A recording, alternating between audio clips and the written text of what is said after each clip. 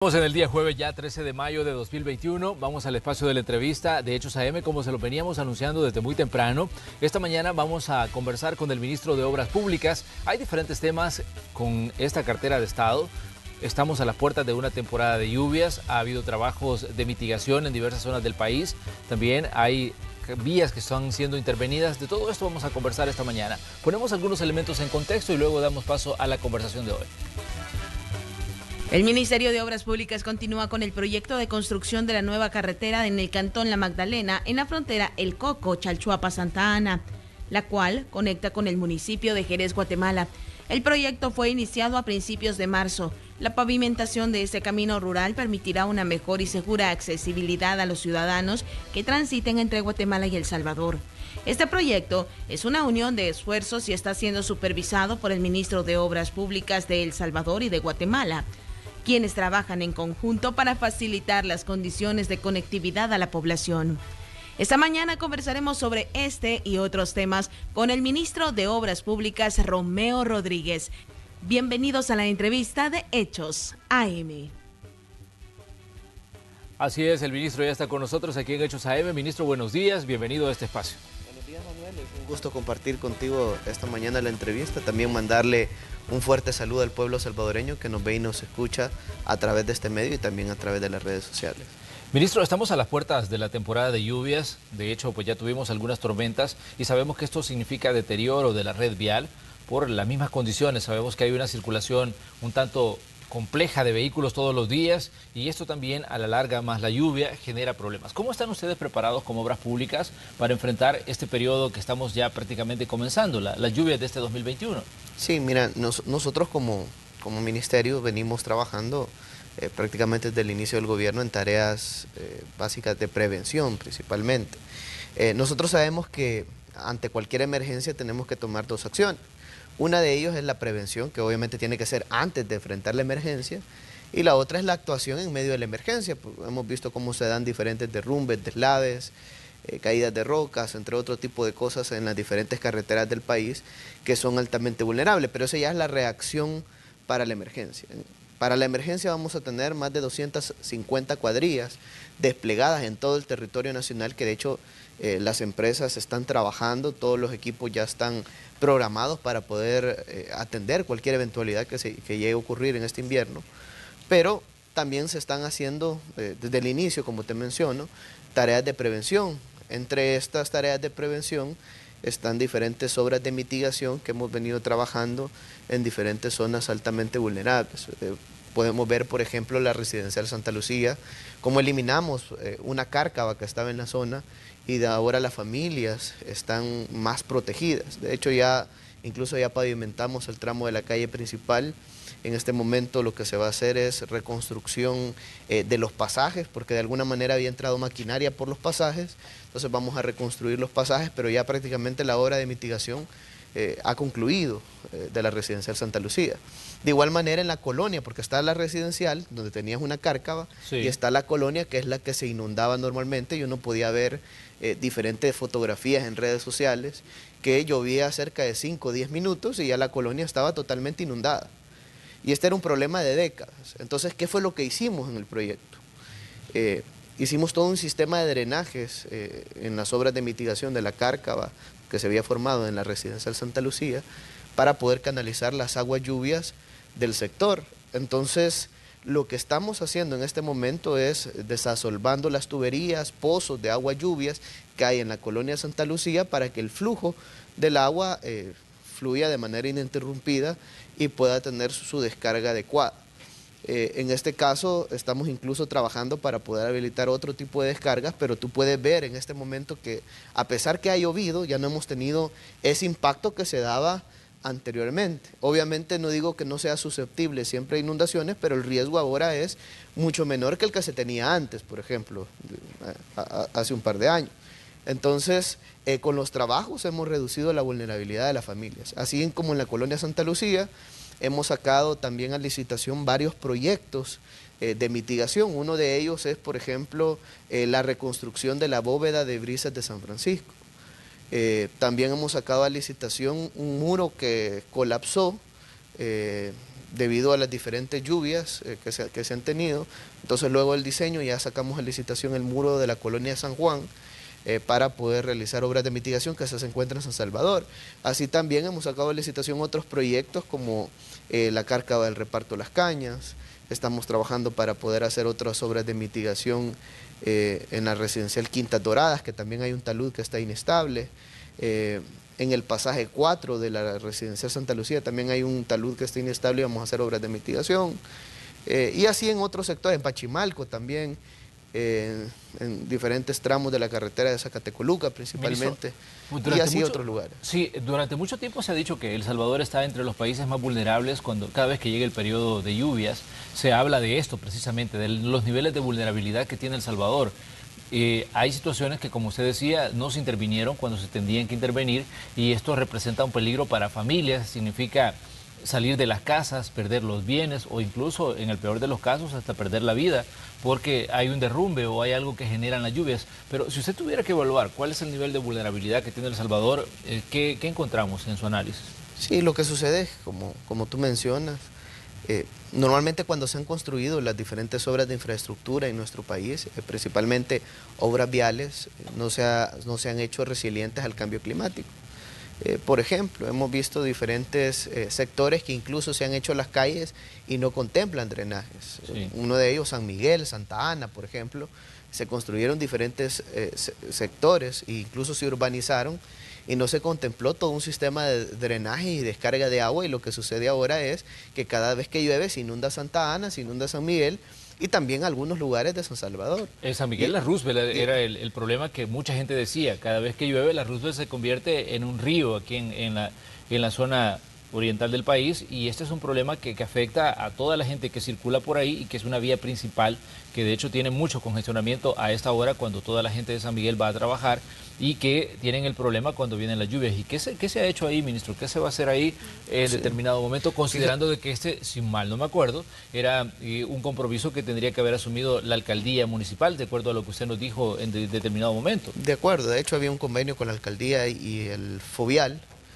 para poder hacer las obras necesarias. Lo que pasa es que por medio de Fovial lo que se hizo fue la intervención del tramo de la carretera de la Roosevelt, y el compromiso que había asumido la alcaldía en ese momento del exalcalde Miguel Pereira era justamente a mejorar el sistema de drenajes de la Roosevelt, de todo el sector de la Roosevelt. Entonces, no necesariamente de la calle, sino que de los sectores aledaños que inundan la calle principal. Nosotros vimos que sacaron a licitación ahí por marzo de 2019 el proyecto. Había un punto de acta donde decía que se iba a adjudicar por 1.4 millones aproximadamente, pero de repente desapareció el proyecto y desaparecieron los fondos porque ya no se encontró nada. Entonces no sé qué pasó, o se lo robaron o no sé, pero el proyecto desapareció totalmente. Entonces por eso fuimos a la Fiscalía General de la República para poner un aviso sobre este tema, porque no es posible que cuando ya se tenían los recursos, cuando había un compromiso para poder ejecutar una obra en la zona, no se hicieron las actividades pertinentes. Obviamente yo creo que lo usaron para el barrazo o para otro tipo de cosas, o se lo robaron, no sé, ¿verdad? Pero algo hicieron con los fondos. Pues nosotros hemos hablado con el nuevo alcalde, de hecho incluso hoy, curiosamente hoy tuvimos una llamada temprano, antes de la entrevista, sobre el tema de la carpeta, porque queremos revisar la carpeta técnica que ellos tienen o que se había hecho en el pasado, y mejorarla, ajustarla y ver qué tipo de obra tenemos que realizar para solucionar el problema de una vez por todas, porque es decir, nosotros podemos ir a hacer limpieza de drenaje, limpieza de cunetas, y lo vamos a hacer, pues, y lo vamos a seguir haciendo. Ya, de hecho, hemos llegado a San Miguel a hacer tareas de limpieza, lo ha hecho también la alcaldía, también en Santa Ana, también en San Salvador, y así en diferentes lugares de nuestro país. Pero a problemas complejos también hay que darles unas soluciones más complejas. Entonces, en este caso ya es la capacidad hidráulica de las calles, el sistema de descargas de agua, lluvias, entre otro tipo de cosas que hay que mejorar, y con este tipo de obras vamos a poder solucionar el problema. Entonces ya estamos trabajando en eso. Ahora lo bueno es que El dinero no se lo van a robar como hicieron antes, sino que de verdad se va a invertir en la gente. Y eso es justamente lo que estamos trabajando en este momento para poder hacer las intervenciones necesarias. Yo creo que vamos a arreglar ahorita, que prácticamente es el que ya se tiene la carpeta técnica. Y obviamente vamos a hacer una mejora, la vamos a revisar, si es que hay que mejorarla. Y vamos a empezar a intervenir al menos los drenajes de la Roosevelt. Pero yo creería que este año ya vamos a estar interviniendo el sistema de drenajes en San Miguel. Y vamos a ver después también con Santa Ana, obviamente paralelamente el alcalde también está trabajando en ese tema, porque hemos visto cómo tenían una alcaldesa que en lugar de mejorar el sistema de drenaje se construía paradas de buses de $40.000. Bueno, aunque ella ya salió a corregir, ¿verdad? Dijo que no costaba 40.000 sino que 35.000, es decir, 5.000 menos. Pero bueno, al final, y hasta se robaron el techo, creo yo, porque ya no le hemos visto techo cuando hemos pasado por ahí. Pero bueno, ese eran los que se tenía antes, y ya el pueblo salvadoreño se encargó en tomar la decisión de cambiar a todas estas personas que estaban antes, para que hoy de verdad se le den soluciones puntuales a todos estos lugares. Entonces, en el caso de Santa Ana vamos a trabajar. Se ha hablado de lagunas de laminación y de otro tipo de obras que se podrían llegar a hacer en la zona. Ministro, en algún momento usted presentaba denuncias ante la Fiscalía General de la República de casos donde usted había detectado irregularidades. ¿Qué tanto se ha avanzado en esas investigaciones? ¿Qué tanto la Fiscalía General de la República le ha comunicado a usted o les ha solicitado información para fortalecer la denuncia que ustedes presentaron? Sí, bueno, anteriormente tú podías ver un fiscal que se tenía, que hasta se ponía el chaleco de arena, y eso no lo digo yo, están las fotografías en redes sociales, alguien puede ver videos incluso donde está cantando el himno de arena, y todo, pues, es más, era parte del gabinete que iba por el ex candidato presidencial por parte de Arena. Y eso fue algo público, pues, ¿verdad? No nos lo estamos inventando, pero uno de los ex candidatos presidenciales de Arena. Pero bueno, varios de los casos, como de alguna manera entre Arena y el FMLN, hicieron una alianza y casi que eran hermanos gemelos. Entonces, varios de los casos, pues lamentablemente no avanzaron.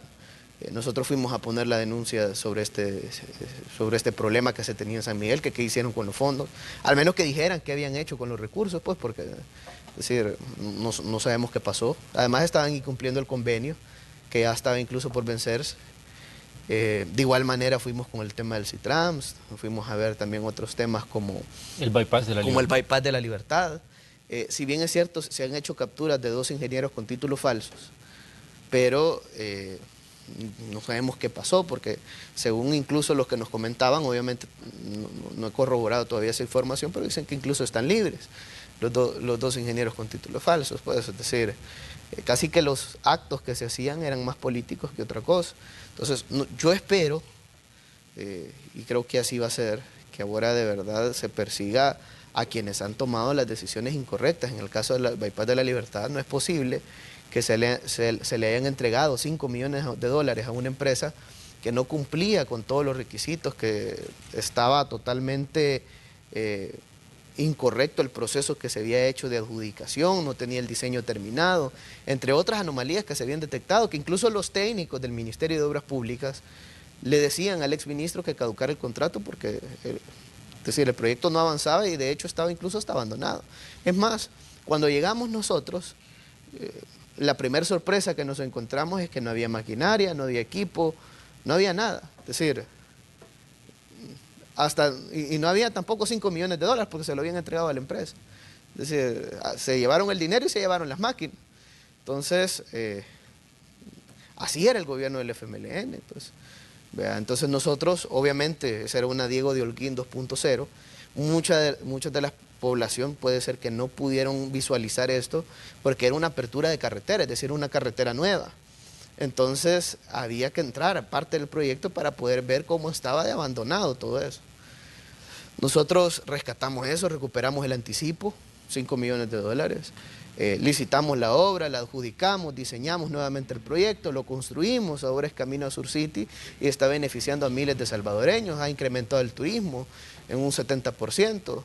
entre otras virtudes que se han visto de este proyecto, pero no se han capturado todavía las personas que fueron responsables de los actos de corrupción de este proyecto. Entonces, obviamente yo creo que ahora estos temas iban a avanzar, esperamos que así sea. Teníamos, como te menciono, un fiscal que estaba más de otro lado que de lado. Yo creería que de verdad hacer las cosas como deberían, pues, y eso lo digo porque lo veíamos con el chaleco de arena, pues, ahí lo veíamos cantando el himno, levantando la mano. Entonces, pero bueno, yo creo que nuestro país va a ir cambiando poco a poco, las cosas van a seguir avanzando y lo bueno es que ahora ya no es como antes, que solo se preocupaban en ver cómo robaban, incluso ya tenían el ganador y solo hacía falta la licitación normalmente. O ya tenían cuántos iban a robar y solo faltaba inventarse qué proyecto iban a hacer, ¿verdad? Entonces ahora es diferente, ahora de verdad las cosas se quieren hacer bien. Y así como hemos hecho ese proyecto, ahora que ya se cuenta con una asamblea legislativa que consideramos que va a poder de alguna manera aportar y apoyar a las acciones que se está haciendo por parte del Ejecutivo, y lo está haciendo en este momento, vamos a poder ir por el camino correcto, avanzando con los diferentes proyectos de infraestructura vial, con las obras que nuestro país necesita para generar el desarrollo y crecimiento económico. Ya se está construyendo el periférico Gerardo Barrios, la obra más grande de infraestructura vial en el oriente del país en los últimos 50 años, 160 millones de dólares de inversión para el oriente del país. Estamos construyendo 13 caminos rurales, unos de ellos están en diseño, otras están en construcción, con una inversión de 30 millones de dólares, que es parte de la cooperación española para poder mejorar diferentes caminos rurales y vecinales, más de 88 kilómetros que van a ser intervenidos. Vamos a reconstruir un muelle artesanal y vamos a construir 3 nuevos. Punta Chiquirín, Zacatillo, Conchagüita, en las islas del Golfo de Fonseca. Vamos a mejorar el muelle de Acajutla. Se está trabajando en otros proyectos también de mejorar el área metropolitana de San Salvador, pasos a desnivel. Ya estamos construyendo uno en Comalapa, vamos a construir otro en el desvío de Opico, que ya nos entregaron el diseño, y según el programa que tenemos, a partir del 1 de junio se va a empezar a construir ese paso a desnivel en el desvío de Opico, y ya muchas personas van a ver un avance mayor. En el desvío de Opico siempre ha sido pues un problema la conectividad, debido pues a la cantidad de vehículos que circulan por la zona. Me imagino que con este paso a desnivel y todo lo que se está haciendo ahí, va a mejorar la conexión hacia la zona de Occidente. Es correcto, y más allá de eso es que nosotros estamos construyendo una nueva carretera de 10.08 kilómetros que parte desde el desvío de Opico hasta el desvío de Zacacoy, que este es el periférico Claudia Lars. Sí. Entonces, con esta carretera nueva va a ir a empalmar a un redondel donde iban a confluir prácticamente 4 tráficos: los que van a entrar en el periférico Claudia Lars, que vienen de Sonsonate, los que vienen de Santa Ana hacia San Salvador, los que vienen de la carretera de Quesaltepeque, que iban a llegar a ese sector, y también los que vienen de San Salvador y que iban a ir hacia el occidente del país y que van a tener que empalmar por un redondel. Entonces, de acuerdo a nuestros estudios de tráfico, es decir, el redondel iba a colapsar en 5 años aproximadamente, es decir, vamos a terminar la obra y en un par de momentos ya iba a haber colapsado el tráfico, principalmente por el redondel, y vamos a tener un cuello de botella en la zona. Entonces, se planificó construir un paso a desnivel. Entonces ya está diseñado, ya a partir de junio vamos a iniciar la construcción de ese paso a desnivel para poder mejorar el flujo vehicular en la zona, pero también hay otros pasos a desnivel que se están trabajando, como por ejemplo el Integración, el Utila, estamos trabajando en otras obras también, una oreja que le hacía falta a la Monseñor Romero, que se la robaron quizás porque no le hacía falta, el acceso a calle al Volcán desde la Monseñor Romero, y así otros proyectos de infraestructura vial que mejoren la conectividad, la movilidad de todos los ciudadanos, que sabemos que obviamente una parte es la infraestructura vial que vamos a construir, pero otra parte también es mejorar la calidad y el servicio del transporte público a nivel nacional, que eso es prácticamente la solución que lo han apostado los países del primer mundo, es decir, sí, transporte moderno, de calidad, transportes masivos, donde la persona deje su vehículo particular por subirse en un transporte público, pero eso solo va a suceder si, solo si se mejora la calidad y el servicio, no con la calidad actual ni el servicio actual que tenemos. Entonces, obviamente para esto se necesitan leyes, gracias a Dios que también ahora hay una asamblea legislativa que vamos a poder discutir ampliamente todos estos temas para poder modernizar el sector transporte, para poder mejorar las diferentes carreteras de nuestro país. Ministro, precisamente de las decisiones que ha tomado la Asamblea Legislativa me gustaría que hiciéramos énfasis y que hablemos de decisiones que se tomaron por la legislatura anterior. ¿Qué va a pasar con esto y que tiene que ver con el tema del subsidio, tiene que ver con la circulación de unidades que ya habían cumplido su vida útil, tiene que ver también con proyectos que están engavetados desde hace mucho tiempo? De 2016 hay una propuesta, por ejemplo, con el tema de las multas de tránsito. Una reforma a la ley de tránsito y transporte terrestre que nunca se hizo. Todo esto queremos que nos dé su opinión y su evaluación, pero vamos a hacer una pequeña pausa y cuando regresemos vamos a tocar estos temas con el ministro de Obras Públicas que nos visita hoy. Aquí en Hechos Sabemos, la visita del ministro de Obras Públicas, Romeo Rodríguez Herrera, y estamos hablando de diferentes temáticas que tienen que ver con la situación de la red vial. Estamos hablando de proyectos que se van a desarrollar y también de otros que se pueden impulsar, considerando que hay una nueva correlación de fuerzas en la Asamblea Legislativa y hay proyectos que están engavetados ahí desde hace mucho tiempo. Por ejemplo, la reforma a la ley de tránsito y transporte terrestre, al incremento de las multas para sancionar a los conductores que no respeten señales de tránsito, conductores que manejen ebrios al volante y una cantidad de situaciones que tienen que ver con lo que vivimos en el día a día en el tráfico. Ministro, ¿qué va a pasar con este proyecto considerando de que se ha hablado por muchísimo tiempo de que las multas en El Salvador son muy bajas y considerando también los niveles de accidentes que hay? ¿Buscarían ustedes que se retome ese proyecto a través de la Comisión de Obras Públicas para que, digamos, se haga algo con el tema de las multas que se pagan actualmente por infringir la ley de tránsito?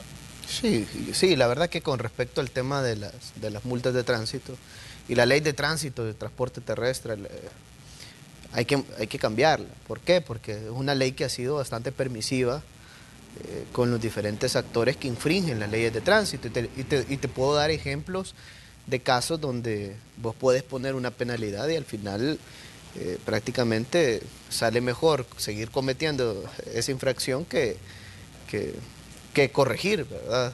Sale más barato pagar la multa. Y muchos de esos casos es, por ejemplo, si alguien no pasa la prueba de emisiones de gases que se está realizando en diferentes carreteras a nivel nacional, principalmente en el transporte público. Si no la pasa, lo único que colocas es una multa de 57.14. Si alguien incrementa la tarifa, colocas una infracción de 57.14. Es decir, una persona, un transportista puede hacer 20 viajes en el día, duplicar la cantidad de pasajeros que está transportando, cobrar el doble de la tarifa y únicamente si se detecta, porque tiene que haber un policía de tránsito que encuentre qué unidad está incrementando el pasaje a nivel nacional y cuando le encuentre le coloca una infracción de 57.14, es decir, y quizás lo hicieron, el transportista tiene 100 unidades y lo hicieron 100 y solo detectamos a 2 unidades. Entonces, y se le coloca una infracción, es decir, es mucho más lo que están ganando que lo que al final les va a tocar pagar. Y antes, incluso las multas se las condonaban, pues, entonces al final ni tan siquiera pagaban esas multas. Entonces igual, les daba igual. Entonces, y lo otro es que también muchas de las infracciones iban directamente al conductor y no la unidad. Entonces casi que el más afectado era el conductor, que ni tan siquiera le pagaban las prestaciones de ley. Entonces, durante mucho tiempo se ha dicho de que el sector transporte ha tenido su propia fracción legislativa y ha movido sus intereses desde la Asamblea Legislativa. Sabemos que ahora pues hay una nueva correlación de fuerzas y las cosas podrían cambiar y tendrían que cambiar en el corto plazo. O sea, ¿qué va a pasar con todas estas situaciones? Porque hemos visto fenómenos como este de que se ha perdonado la cantidad de multas. Conocemos de casos y se han documentado a través de la televisión y a través de todas las coberturas que se hacen a nivel informativo de gente que la detienen. Muchas veces conductores que los detienen y de pronto tienen un historial de 7.000, 8.000 y hasta 9.000 dólares en multas. Y no pasa absolutamente nada con estas situaciones que se viven en el día a día en el tráfico y esta gente sigue circulando, sigue cometiendo las infracciones y absolutamente nada cambia en el panorama del ciudadano que va todos los días, ya sea en el transporte colectivo o incluso en su propio vehículo y tiene que sufrir todas las situaciones que se dan en carretera. Sí, y bueno, por eso es que yo creo varias cosas que hay que cambiar en la ley de tránsito y de transporte. Uno, que obviamente hay que fortalecer todo el tema de las multas. Sabemos que en muchas de las infracciones que se cometen prácticamente es risible la multa que se está colocando, o de alguna manera permite, como mencioné en los ejemplos, que se sigan infringiendo las leyes de tránsito en nuestro país.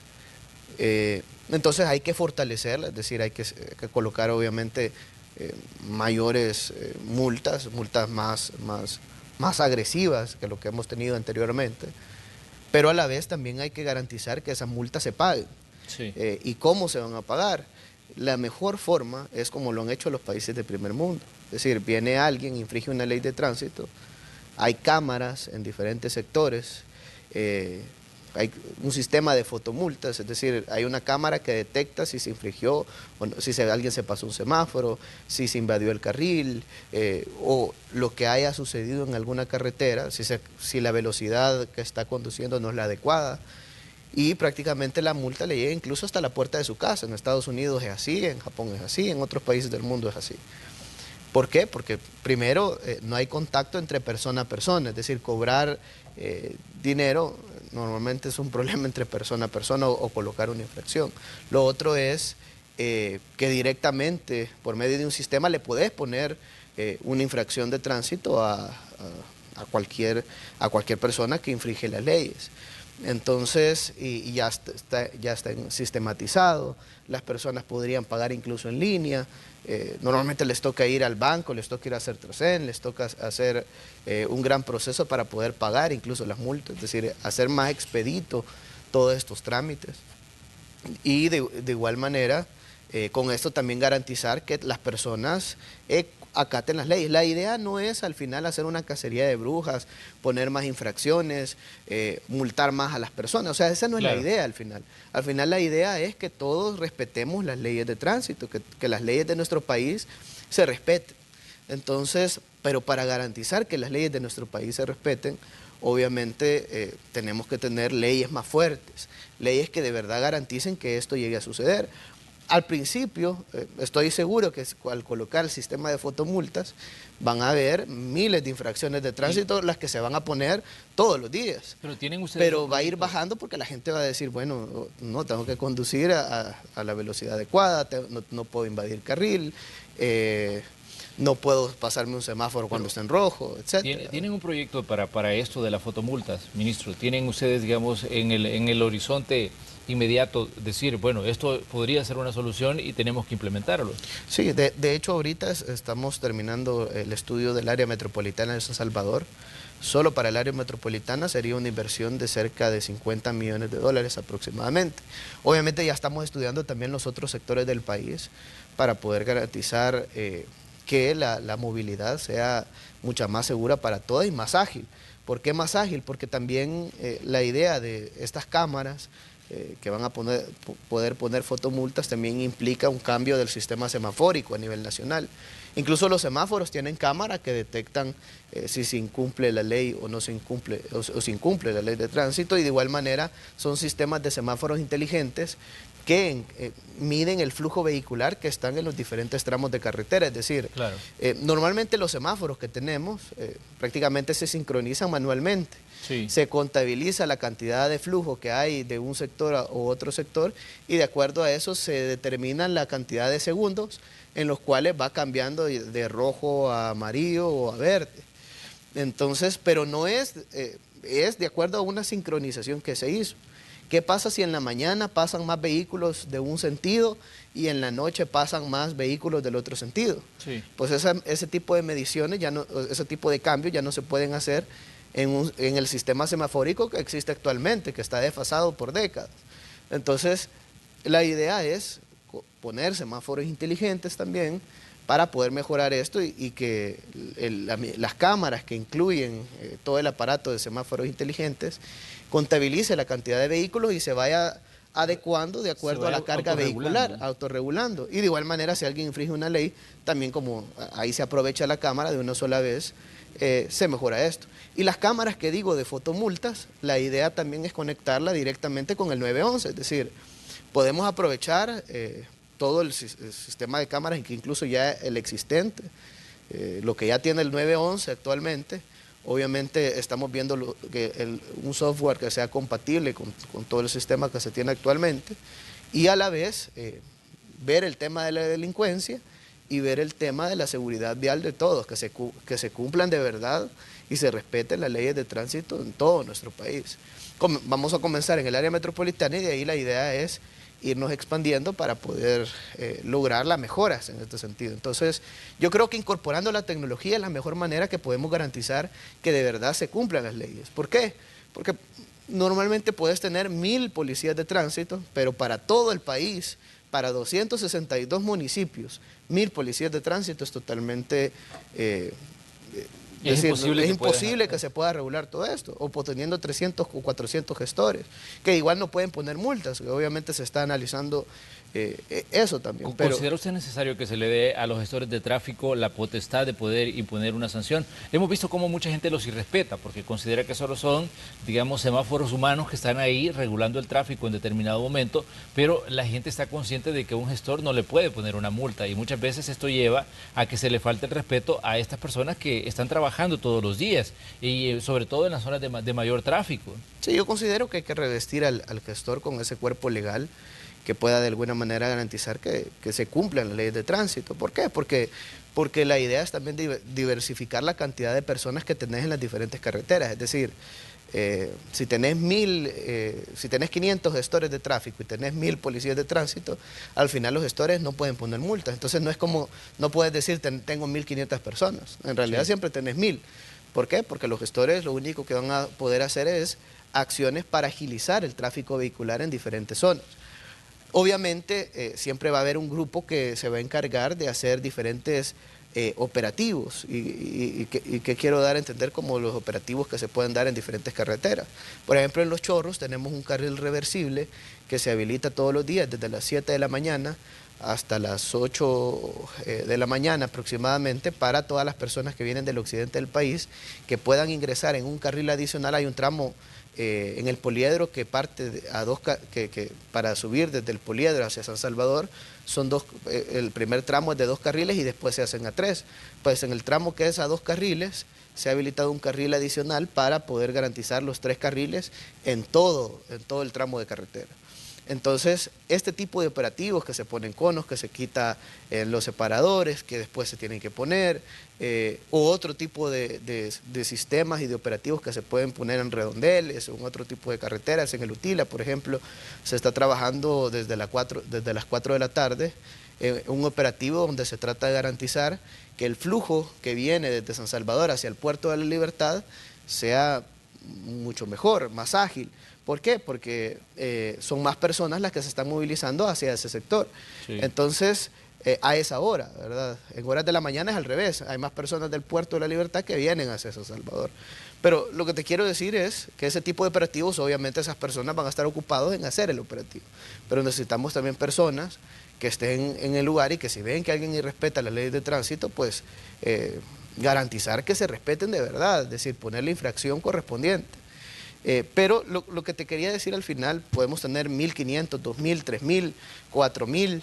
Lo que vamos a hacer es darle un mayor gasto al Estado, mayor gasto corriente. Y al final no vamos a terminar de solucionar el problema de las multas. Eso es como lo que menciona muchas veces el Ministerio de Justicia y Seguridad Pública.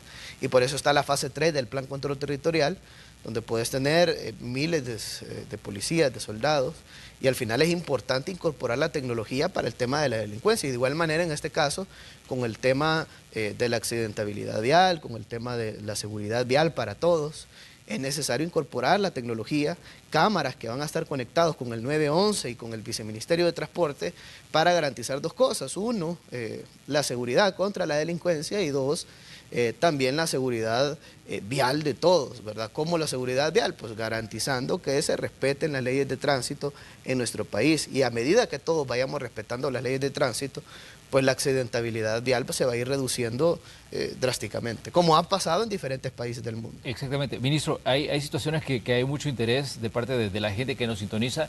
Uno de ellos es la renovación de las placas. Sabemos que la última renovación se hizo en 2011, luego tocaba en 2017 y se prorrogó, luego tocaba en este 2021 y que nos cae la pandemia y también se dijo de que no se iba a hacer. Pero ¿para cuándo se tiene previsto hacer el cambio de placas de los vehículos, si es que está en los proyectos, digamos, del Ministerio de Obras Públicas y de una de sus dependencias, que es el Viceministerio de Transporte? Sí, bueno, en este momento, porque sabemos que toda la población ha sufrido los impactos de la pandemia de COVID-19 que ha afectado a los diferentes países del mundo y El Salvador obviamente no ha sido la excepción. Sabemos que los ingresos de alguna manera se han visto reducidos, tanto de las empresas privadas como de los trabajadores. Entonces, por eso es que el año pasado, por ejemplo, solicitamos una prórroga con respecto a la renovación de las placas. De igual manera, en este momento estamos considerando lo mismo, pues, solicitar una prórroga para poder evitar un impacto en el bolsillo de los salvadoreños. Obviamente esto se va a ir analizando a medida que pasa el tiempo, porque sabemos que la pandemia no se ha ido, es decir, sí, todavía hay que guardar distanciamiento social, usar mascarilla, alcohol gel. Si bien es cierto, ya se está avanzando muchísimo, incluso nuestro país es líder a nivel regional en el tema de la vacunación, pero aún así es sumamente necesario e importante seguir guardando todas las medidas y la pandemia, como te digo, no se ha ido, es decir, todos los días seguimos teniendo casos de COVID confirmados positivos. Entonces, por eso y por todo el embate de la pandemia, es decir, estas personas que por ejemplo, se contagian de COVID-19 o las personas que salen positivos, no pueden ir a su trabajo, tienen que irse para su casa, ¿verdad? Los mandan a su casa para que no contagien a otras personas. Algunas tienen que ir al hospital. Entonces, sí, todavía hay muchos salvadoreños que siguen sufriendo los resultados de esta pandemia de COVID-19, que no se ha ido, que si bien es cierto se ha estado avanzando con la vacunación, pero por eso es que vamos a tratar de salvaguardar el bolsillo de todos los salvadoreños con el tema de la renovación de placas. Entonces nosotros obviamente en su momento vamos a avisar sobre este tema, pero en este momento lo que nosotros hemos pensado es solicitar una prórroga para poder evitar cualquier impacto a las familias. Tengo aquí una pregunta de una zona en específico, ministro. Nos dice Cristian Hernández, por favor, señor ministro, sobre los trabajos de la quebrada del Garrobo, Cima 2, San Salvador. Los vecinos en la zona estamos preocupados por la llegada del invierno. ¿Qué nos puede decir, dice, sobre estos trabajos? Sí, bueno, con respecto a la quebrada de la Cima, nosotros hemos sacado un proceso de licitación pública para hacer una obra integral en la zona. En la quebrada El Garrobo, en la Cima, sabemos que uno de los pozos no tiene la capacidad hidráulica necesaria para llevar todo el agua lluvia y todo el agua de la quebrada justamente a la bóveda que está en la zona. Entonces, de hecho, prácticamente, digamos, la entrada del pozo principal es sumamente incapaz de poder hacer eso. Entonces, nosotros como gobierno empezamos a hacer ciertas obras que era con los recursos que teníamos disponibles porque teníamos una asamblea que bloqueaba todo lo que queríamos hacer. Es más, para el presupuesto de este año nosotros llevábamos el proyecto de la Cima en la quebrada del Garrobo y lo que hizo la asamblea legislativa anterior fue eliminar 264 millones de dólares de inversión pública a todas las carteras de Estado, incluyendo al Ministerio de Obras Públicas, donde nos quitaron prácticamente las cárcavas y obras de mitigación que se iban a realizar en diferentes lugares, y una de ellas es la quebrada del Garrobo. Si los diputados no lo hubieran hecho, pues en este momento incluso ya tuviéramos adjudicado el proyecto, pero no se tenían los recursos en ese momento.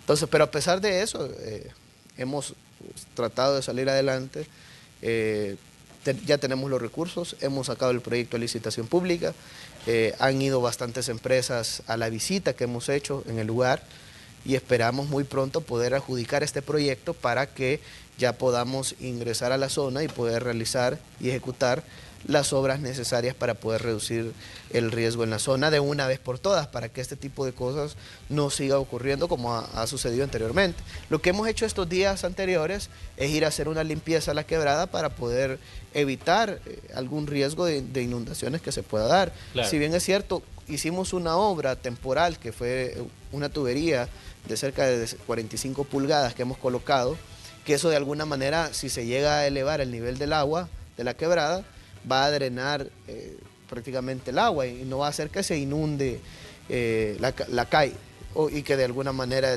tengamos algún inconveniente. Pero eso no es la solución definitiva. La solución definitiva es la que nos había bloqueado la asamblea anterior, pero que ahora sí la vamos a trabajar porque ya no, el pueblo tomó la decisión de que esos diputados ya no sigan, sino que de verdad ahora hayan diputados que trabajen por el bienestar del pueblo. Entonces ya tenemos los recursos, hemos sacado el proceso de licitación y muy pronto vamos a construir todas las obras necesarias en la quebrada El Garrobo. Ministro, tengo acá un comentario que me parece a mí muy interesante. Dice alguien que nos escribe a través de redes sociales: Ministro, ¿por qué el Estado no interviene el sistema de transporte de una vez por todas? Nosotros como usuarios ya estamos cansados, dice, de buses chatarra, de mal servicio, maltrato al usuario y hacer más ricas a empresarios con nuestros impuestos. ¿Qué decirle a esta gente? Porque ese es el sentir del ciudadano que todos los días tiene que viajar en el transporte colectivo. Sabemos que hay unidades que sí se han renovado, porque tampoco no se puede negar eso, que hay buses que están nuevos, pero también hay una buena cantidad de buses que ya dieron su vida útil y que aún así la asamblea anterior les prorrogó que siguieran circulando después de 20 años de haber estado trabajando, y van a continuar porque así lo decidió la legislatura anterior. Sí. Uno de los problemas más complejos de nuestro país justamente ha sido la movilidad, y esto no viene de ahorita, esto viene de décadas. Hemos tenido un sistema de transporte que yo consideraría totalmente nefasto, es decir, donde se ha premiado al transportista malo, se le han pagado millones de dólares en subsidio, incluso por tener unidades embancadas, que hasta le han crecido plantas, que no han tenido motor, que no han tenido llantas, ni asientos. A eso se le han pagado millones de dólares. Incluso hay unidades que han transportado pasajeros con los asientos en pésimas condiciones, que incluso ni ventanas ha tenido, o en algunos casos ni tan siquiera puertas.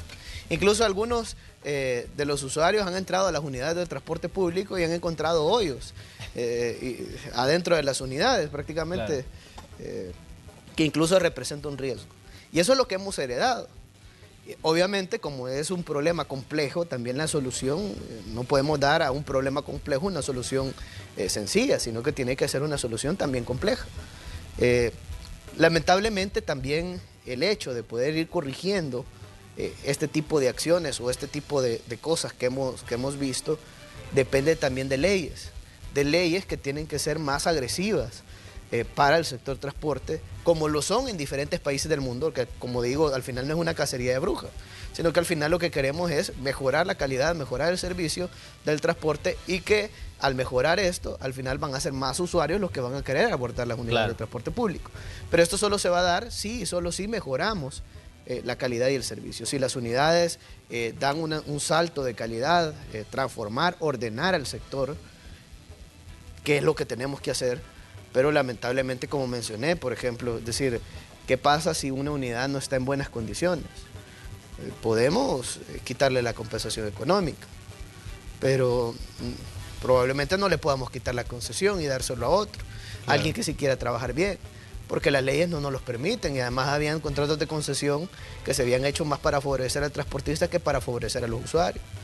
Entonces, y de igual manera, las leyes han sido permisivas totalmente. Entonces, ¿qué es lo que tenemos que hacer?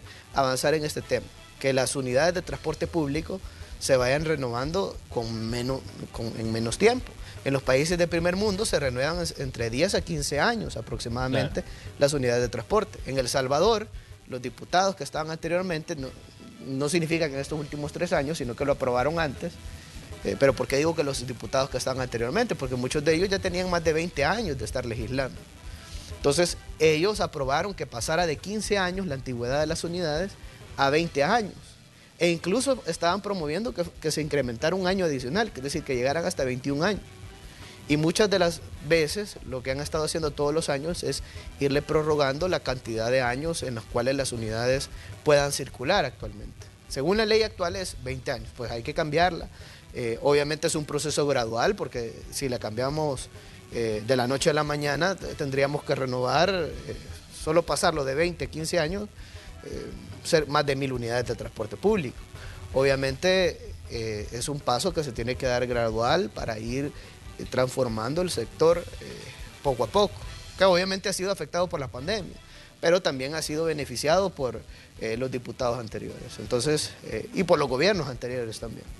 Entonces vamos a ir dando ese salto de calidad de manera gradual, porque no se puede hacer de la noche a la mañana, pero sí lo vamos a hacer. Vamos a ir cambiando las leyes, vamos a ir transformando, por ejemplo, que no se renueve la tarjeta de circulación si no se hace una revisión técnica vehicular a la unidad del transporte público. De lo contrario, no puede estar circulando. Se tienen que hacer cambios, porque el 70% de la población se está movilizando en el transporte público.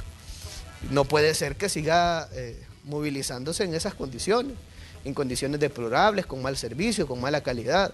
Tienen que darse los cambios. Claro, los cambios, como menciono, porque es un tema bastante complejo, tienen que hacerse de manera gradual. Implica renovación de flota, implica ordenamiento del transporte público, ordenamiento en las terminales, claro.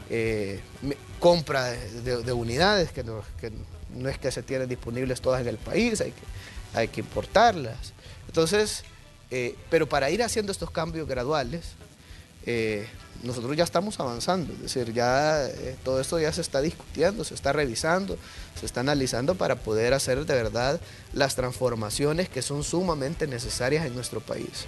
Ahora ya no es como antes, que prácticamente mandaba Arena, mandaba el FMLN y mandaba a los buceros. Ahora quien manda es el pueblo salvadoreño, y eso es lo que vamos a garantizar con la nueva Asamblea Legislativa y con este gobierno. Muy bien, ministro, le queremos agradecer que nos haya visitado y esperamos verle pronto por acá para que hablemos de proyectos como el viaducto en la zona de la Panamericana, para que hablemos también de otros proyectos que están en el horizonte inmediato del trabajo que hacen ustedes en Obras Públicas. Gracias por visitarnos. No, gracias a ti, Manuel, y mandarle también un cordial saludo al pueblo salvadoreño que nos escuchó en esta entrevista.